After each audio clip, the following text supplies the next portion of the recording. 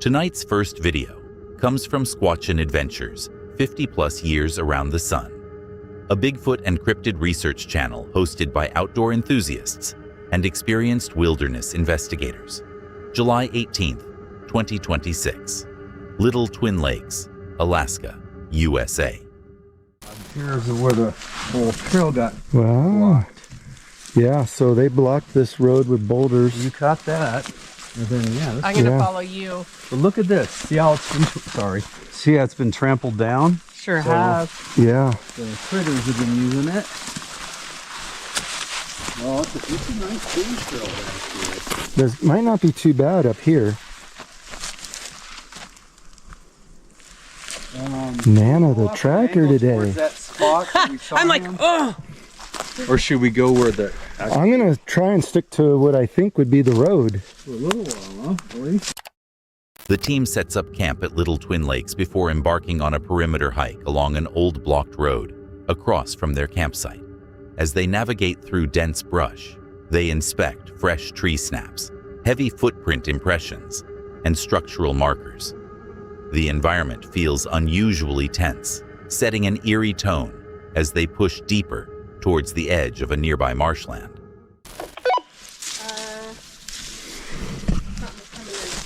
Something or somebody? Okay, I just heard a bark, so probably one of your dogs. Person or something else. We can... Okay, I just heard another what sounded like a bark. Out. Dogs are staring at, and Pearl is afraid of something, and she's barking over there. Now she's coming to me, like almost shaking. We need to get back to the sticks vehicle. breaking and tree branches breaking before the dogs went like nuts. We need to get back to her.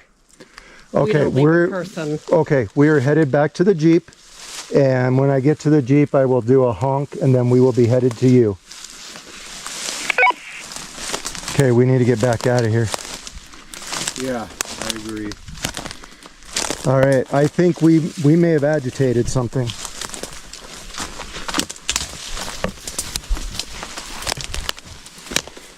Saw that we drove off, possibly. Here's more like that road gravel.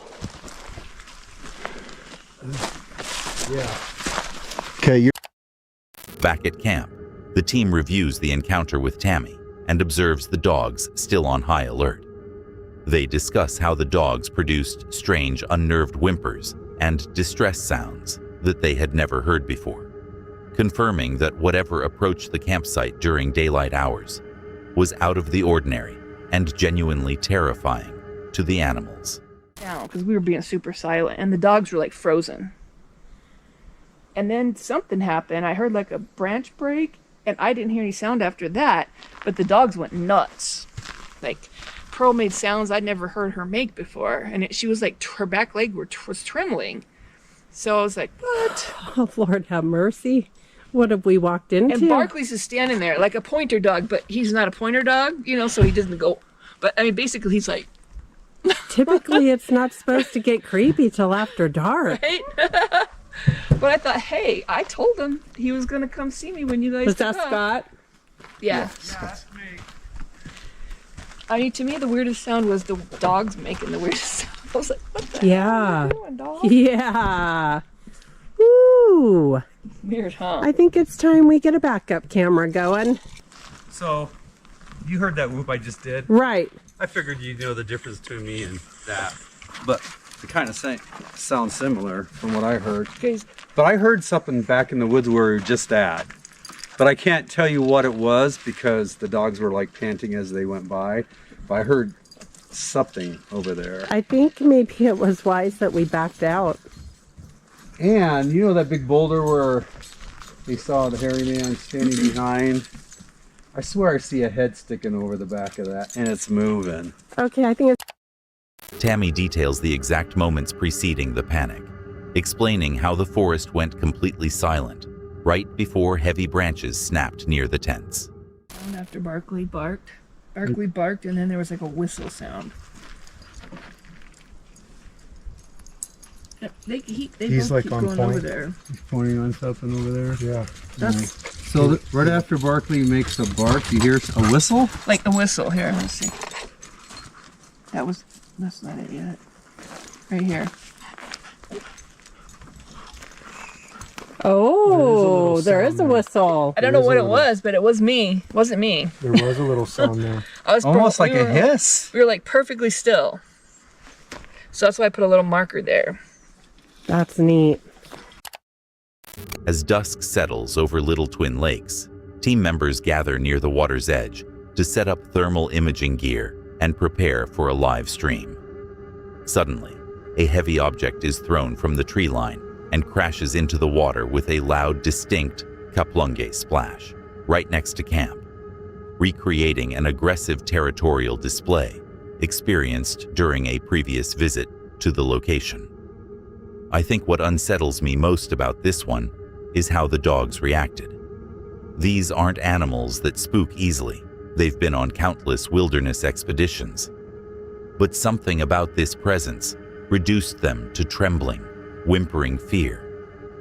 When a dog that's trained for the outdoors panics like that, you know whatever was out there wasn't just another hiker or a bear. What would you do if you were camped in those woods and heard those tree snaps getting closer?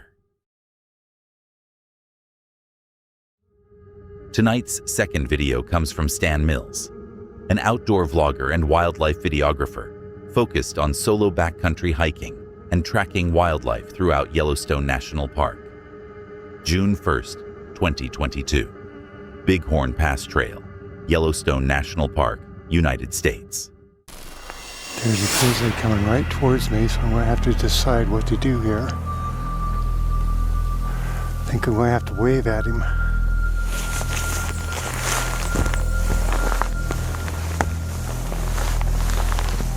Okay, I'm waving at him right now. Getting his attention.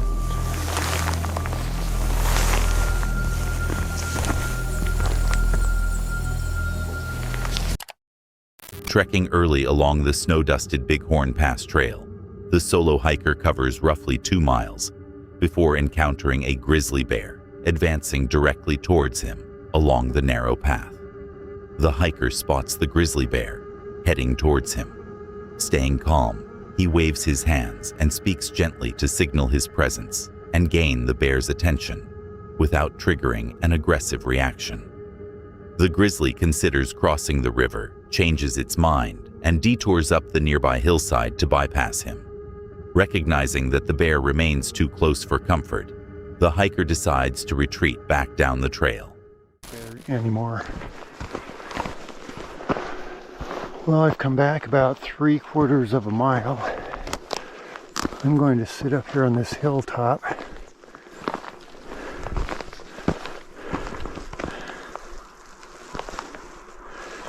and see if I can see that bear, if he's still coming this way or not. It's hard to see right into the sun. Plus, I'm several hundred yards away from the trail. While observing from the hill, he spots a second grizzly bear advancing up the trail from the opposite direction, the exact path he had just traveled, realizing he is at risk of being trapped between 2 bears. I've got to go down through here somehow. Oh great, he's kind of coming my direction. I'm going to have to move fast.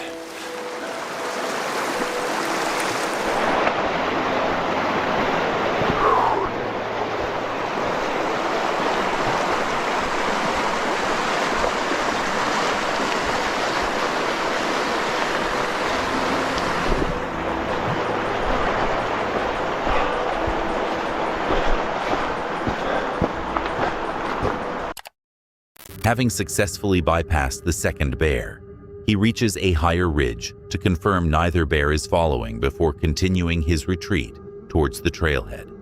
First grizzly bear coming directly towards me. Oh, look at this. I'm heading back, but here's some fresh wolf tracks. No, they're not fresh. This is frozen. But anyway. Walking back to the trailhead, the hiker passes frozen wolf tracks and reflects on his decisions. He highlights how easily he could have been sandwiched between the two bears had he remained on the main trail, noting that wildlife often lies quietly in the tree line, watching hikers pass by unnoticed. What I really respect about this one is the discipline. No panic, no running, no attempt to get a closer shot for the video. Just calm, deliberate decisions at every stage, from the hand-waving to the terrain cover retreat. That closing thought about wildlife watching quietly from the tree line is the detail that'll stick with me. You're never as alone out there as it feels. Would you have kept hiking that trail after spotting the first bear, or turned back the moment you saw it? Tonight's third video comes from Hunting Roots, hosted by Brody Swisher. The channel focuses on authentic hunting stories, outdoor skills, and experiences from the field.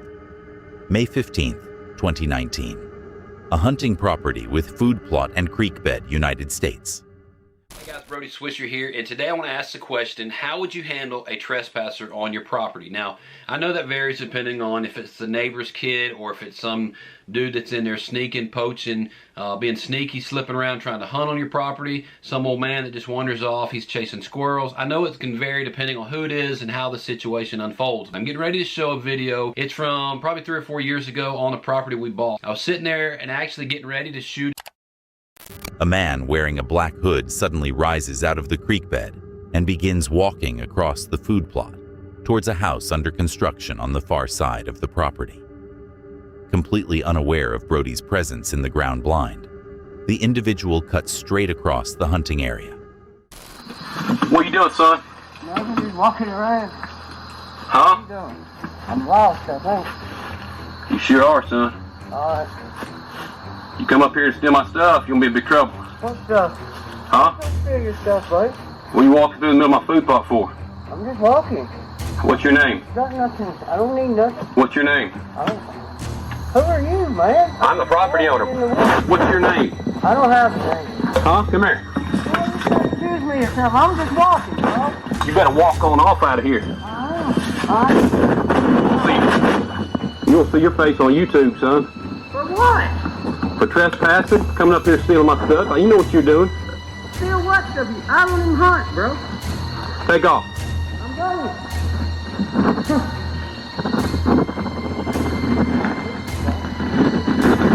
Shut your mouth and walk on, son.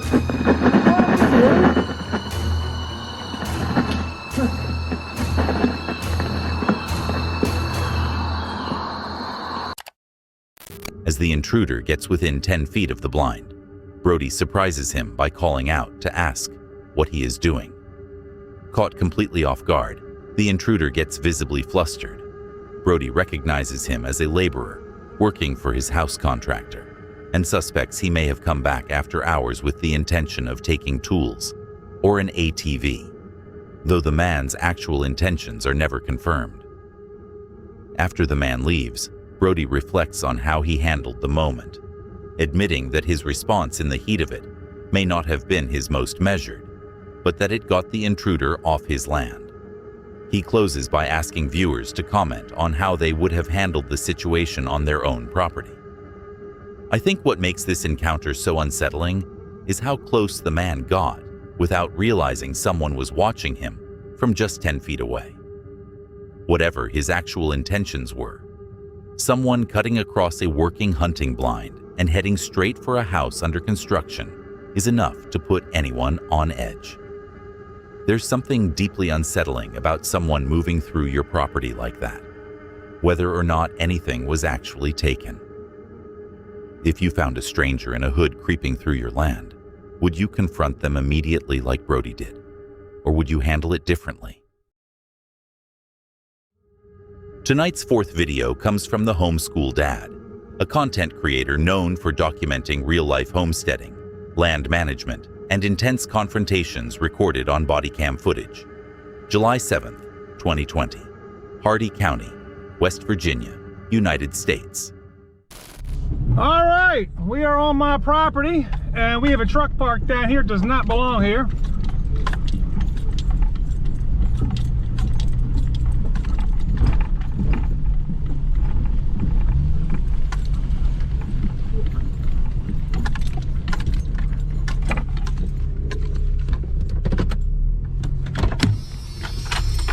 May I help you, sir?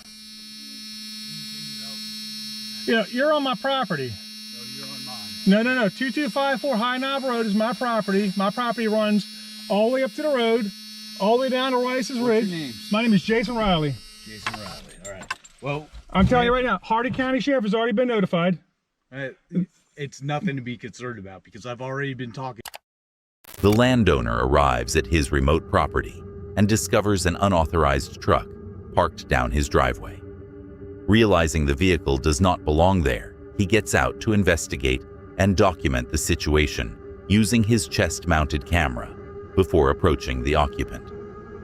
The landowner approaches the stranger to inform him that he is on private property. The man pushes back, claiming the land is actually his and that he bought it after having it surveyed.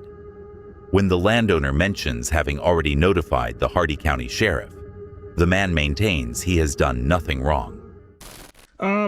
I don't trust anybody because right now there's no one else here but me and you. I'm not talking to you if you're recording me. I'm not allowing you to record me. You're on private property. No, I am not. Okay? Go turn that off and we'll talk. Turn that off. You want to talk? I'm just getting the sheriff here. No. I'm getting the sheriff here. I called them yesterday, and they said when I come here. I'm not having a conversation with you, okay? You want to turn off that recording, we can have a conversation. I'm not allowing you to record me. The stranger asks that the GoPro camera be put away, unwilling to continue the conversation while being recorded. The landowner makes it clear he intends to keep recording for his own safety, given how isolated the location is. Also, I have a GoPro on me. Am I allowed to be recording on my property?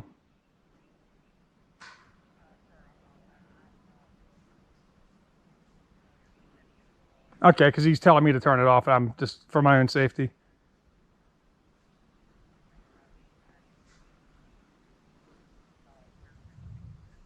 Okay. Okay, that's fine. At least for the record, I've asked. That's I do not know. In my vehicle, I always bring it up here just because of bears and stuff. There's a 20 gauge in my vehicle. It's unloaded. The landowner explains to the operator that while the stranger's property adjoins his own, the vehicle is currently parked on his land, using his private driveway. He mentions his plan to install a gate, which would leave the truck stuck in place if it isn't moved beforehand. The dispatcher confirms deputies are on the way, though the remote location means it will take some time.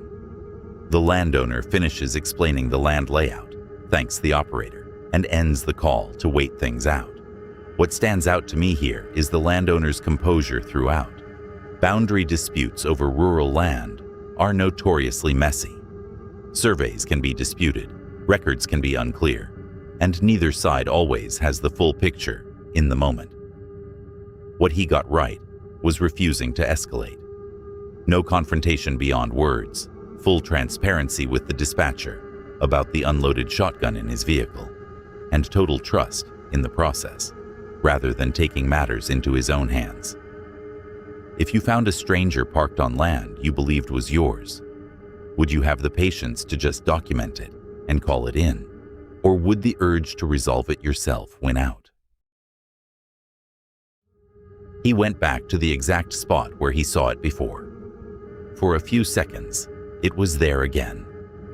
Tonight's fifth video comes from Unknowns in the Forest 2, a solo cryptid hunting and paranormal research channel built on raw, unedited nighttime footage from remote woodlands, August 1st, 2026. Elevated forest ledge overlooking water, United States. Okay guys, I found it. I'm way up here, water down there. I was standing right here at the edge. I remember this baby tree. And he was right over there in the tree looking at me with the hair in front of his face. And then I took my binoculars, went down real quick to make sure I wasn't on the edge, and I came right back up. Gone. Gone. See where that big thick tree is back there? The big one, the double one right there together, that's where he was.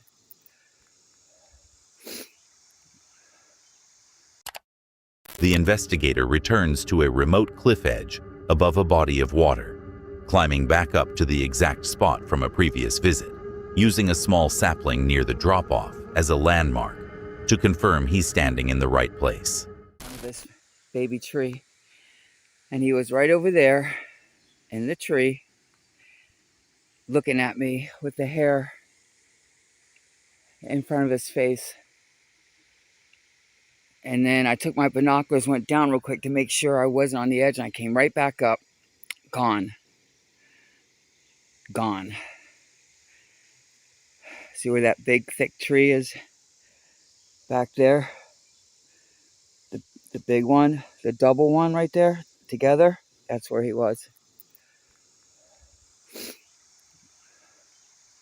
Isn't this beautiful?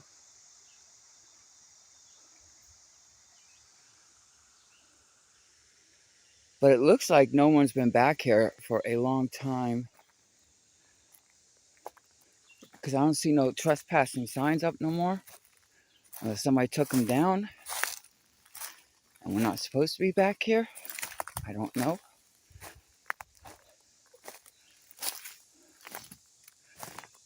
But hope I find my way back. Look how that way down there. He points to a distinctive double tree in the background, the same spot where, on a prior visit, he says a hairy humanoid figure stood watching him, its face partly covered by hair. Glancing down for just a second to check his footing near the ledge, he looks back up to find the figure gone. No sound, no warning. See where that big thick tree is back there?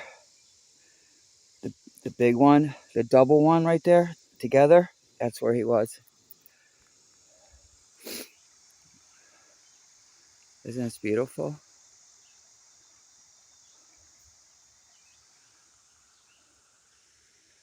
But it looks like no one's been back here for a long time, because I don't see no trespassing signs up no more. Unless somebody took them down and we're not supposed to be back here. I don't know.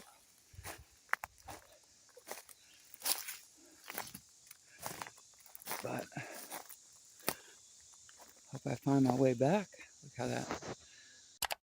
He takes a moment to survey the landscape, noting how untouched and quiet the area still is. The old no trespassing signs that once marked the land are long gone, and from the state of the place, it doesn't look like anyone's been through here in a long time. There's something genuinely eerie about a location that repeats itself like this. Not a one-off sighting he can second guess, but the exact same spot, the exact same tree, delivering a second unexplained disappearance. I don't think a single glance away is normally enough to lose sight of someone standing in open view, which is what makes this one stick with me more than a longer, more dramatic encounter might. Would returning to the same spot make you feel more confident chasing an answer? Or would you be more unsettled knowing whatever you saw the first time might genuinely still be watching? That's it for tonight. If you watched all the way to the end, you're either very brave or you made some questionable life choices. Either way, like and subscribe, hit the bell, and click one of the videos on screen. I'll be back soon with more reasons to stay indoors. See you then. And if you made it this far, there was a hidden word somewhere in tonight's video. Drop it in the comments if you caught it.